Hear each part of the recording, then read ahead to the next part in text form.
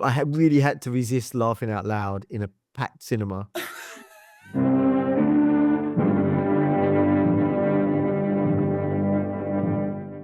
Welcome back to Modern Horror Stories with Jamie, Dave, and Rosanna, who is here instead of Alex, who's not feeling too well, unfortunately. This is our first discussion of the year, and we're going to be talking about Nosferatu, the 2024 film directed and written by Robert Eggers. So, shall we reveal our scores?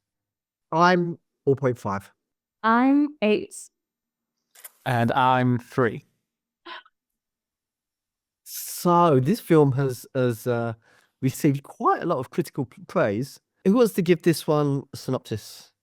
So I will. It's based upon Bram Stoker's Dracula, and also on the original 1922 film Nosferatu. It follows a young couple and the young husband, Thomas Hutter.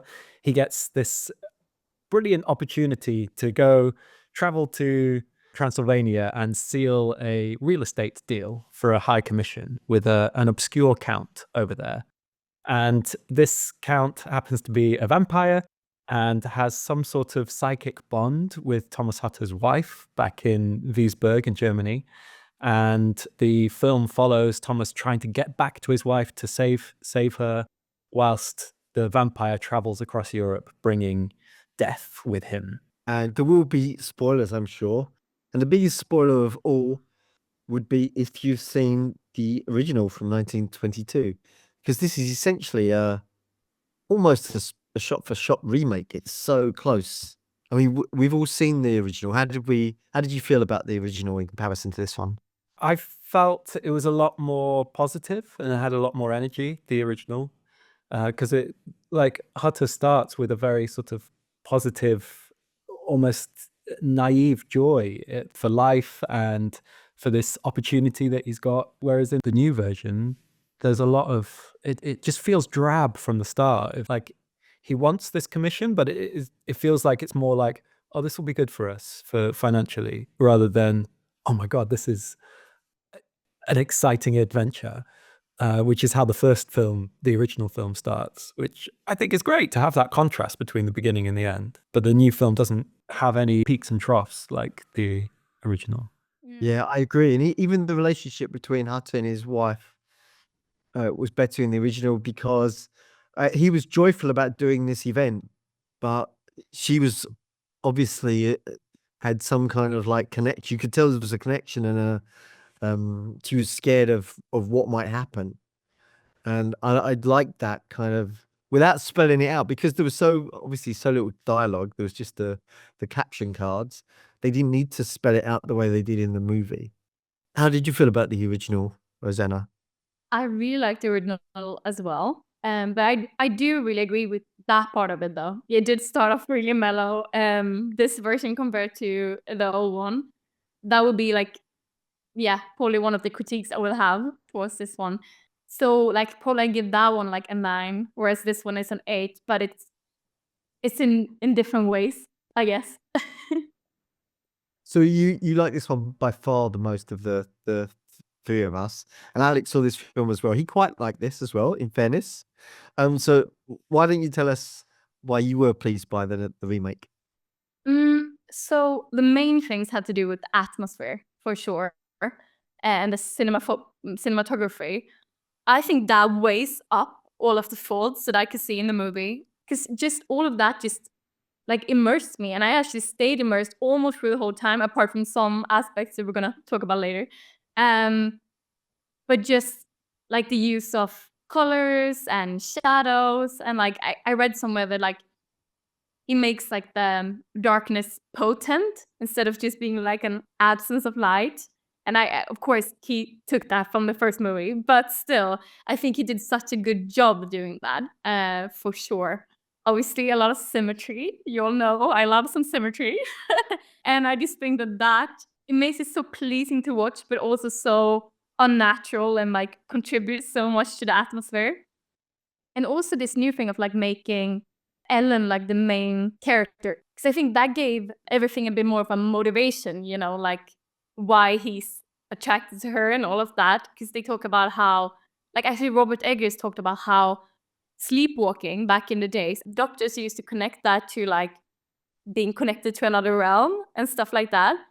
And they talk about how ever since she was a child, she's had all these melancholy, these like other realm connections. And that makes so much more sense that in the beginning she's asking for someone to understand her because she hasn't found anyone that understands like this these things she's going through. And that's when she prays in the beginning for some connection or some comfort. I really like that part where they answer that with Nosferatu. I think that like the connection was very interesting to me, basically. I feel in some ways, I know that Robert Eggers, this was kind of passion project for him. And I know he probably went into a lot of detail about the dreams and all that kind of stuff. But in some ways, there were some elements to it which just annoyed me. So, for example, Count Orlok, Nosferatu, has a moustache. And as soon as I saw that moustache, it took me out of the film. Because all I was thinking was, oh, he's got a moustache. And then, fortunately, we had Alex with us, who's a real intellectual nerd. And as such, we love him for it. And he pointed out to me that back in the day, a gentleman probably would have a moustache. And in fact, Dracula had a moustache. And I thought, I bet Robert Eggers did all his research and thought he needed a moustache. But like I say, he didn't have a moustache in the original. And for me, as soon as I saw that moustache, it took me out of the movie. I couldn't take my eyes off that moustache. It was so annoying to me. In terms of Orlok's appearance, I quite liked his overall appearance, and I think it works for the film. But at the same time, the appearance of the original Count Orlok I think, is so much creepier and so much more iconic. Partly because we can see him because he's lit, but also because he's so much closer to an average human. So there's this. I think that's so much creepier than somebody who's like a bit further removed from what we're used to seeing, I guess. But I want to double down on that because apart from the look, which I think is far better in the original had another advantage, which is that we don't hear Orlok's voice. And Orlok's voice is just so boring and slow and dull in this film. He just kept talking in one long, incredibly unbroken sentence. I could have done well without it. I felt it could be easily caricatured. We've talked a lot about Art the Clown in the Terrifier franchise and the fact that he doesn't speak. And this really heightens the value of a villain not speaking because it's so much more powerful. But at the same time, I actually did like the voice as well. okay, So I absolutely agree that a complete lack of voice could have been better. And that would be really powerful as well, I think. But at the same time, again, I think this is because before the film I'd heard so much about how he used an opera singer apparently to like naturally lower his voice and like stuff like that. So I think I was so interested in hearing it that like I kind of sucked it up. Like when I heard it, I was really like fascinated by it. And these creepy, like raspy breaths as well, I think. But maybe you could have done with only the raspy breaths. That would have been the creepiest, maybe.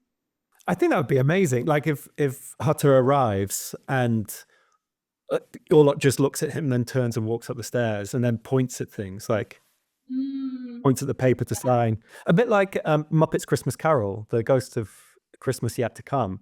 Doesn't say anything, just points. And that is, it's so much more impactful. Yeah, that's true. It's terrifying, that section. This is now going to be a new favorite moment of mine during our podcasts, where we compare an element of the Muppets Christmas Carol to the smash hit horror movie of 2025, Nosferatu. As I watched the film, I would say every 5 minutes a character would say a line which I felt was so cliched and generic. And I kept thinking, remember that line. And in the end, it got quite close to the end when someone actually said, "We must know evil to be able to destroy it. And I thought, well, I'm sure I've heard that in a million other films. Here's a couple more. So, does evil come from within us or from beyond? I mean, this is 2025, guys. I mean, that might have felt cliched in the 60s. I'm not sure, but I would have been happy with it then. And another line is, "I've brought this evil upon us." I mean, the dialogue for me was absolutely atrocious. And whilst it did look amazing, I was impressed with the look. Uh, everything else apart from the look, I found disappointing. What did you think of So- the? Oh, sorry. No, go for it. I was going to say, what do you think of the differences, like the changes that were made between the original and this version? Oh, I'm glad you asked because I didn't like any of the changes. Well, but that's not correct. I didn't like any of the additions. Who? All the extra bits that they put in, they just fell flat. For me, they just expanded on the runtime. I feel that maybe if this was edited down to 90 minutes or however long the original is, maybe it would be okay. I don't know. Because, I mean, I think you could pretty much crop it down to almost just the bits that are exactly in common with the original. And maybe that would be about 90 minutes, and that might be watchable. What about yourself? Yeah, I also didn't like the additions, and I also didn't like there were some changes, like things that were kept in but changed. Like speaking about the horror and the creepiness compared with the original in this, in the original the ship gently sails itself into the port and docks, and that is so much more effective and so much more creepy than just people arriving and the ship is a wreck on the dock, like, which is what happens in this film. Like the ship is just smashed into the port. Whereas seeing it slowly just bring itself in and then just be there, like pristine and perfect, but nobody's alive on it, I think that's always going to be more creepy. Also, like we got added bits of backstory and exposition, but it didn't quite add up. Like, I really liked in the original how all of the lore was learned by this mysterious book that seemed to follow Hutter around. Like, you found it in this hotel. Hotel's probably not the right word, but he found this book, and in it we learn all the lore that we need. And that's also how Ellen learns how to defeat the vampire. Whereas in this new film, she somehow is getting that information, I think, from Orlok himself, maybe. Yeah. But then why would he give her the information Yeah. that she would use to trap him and kill him? I don't know. Like, she's somehow divining this information. She didn't even get it from the Van Helsing character, I don't think. Ellen survives in the original, does she not? No, she survives long enough to give him a hug and then dies. Oh yeah. Oh, I weren't 100% certain. I know she Yeah. gave him a hug, but did she definitely die? Well, she goes limp and he lays her down. Yeah. Oh, yeah. Yeah, and then I think he starts crying immediately or something like that.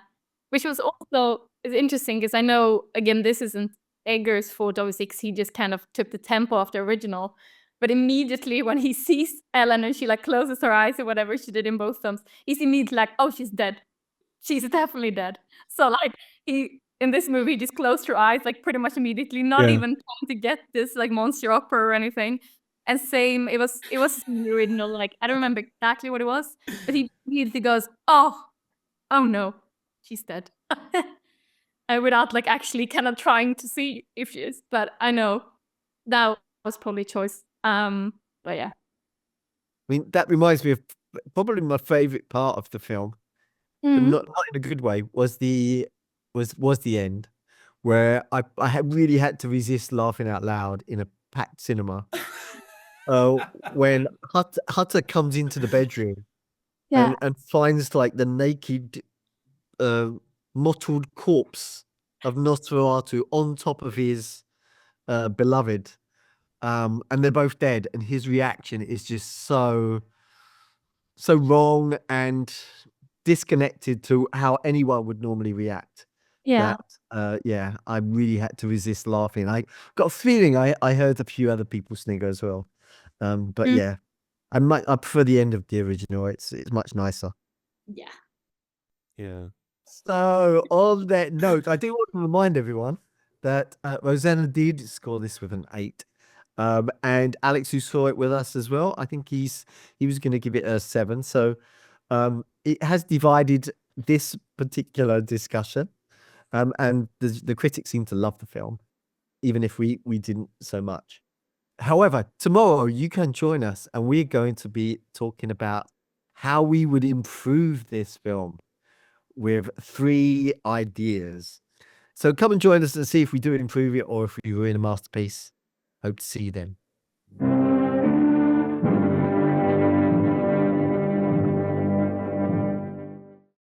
Sorry. Is the hut behind you haunted, James? Let's find out.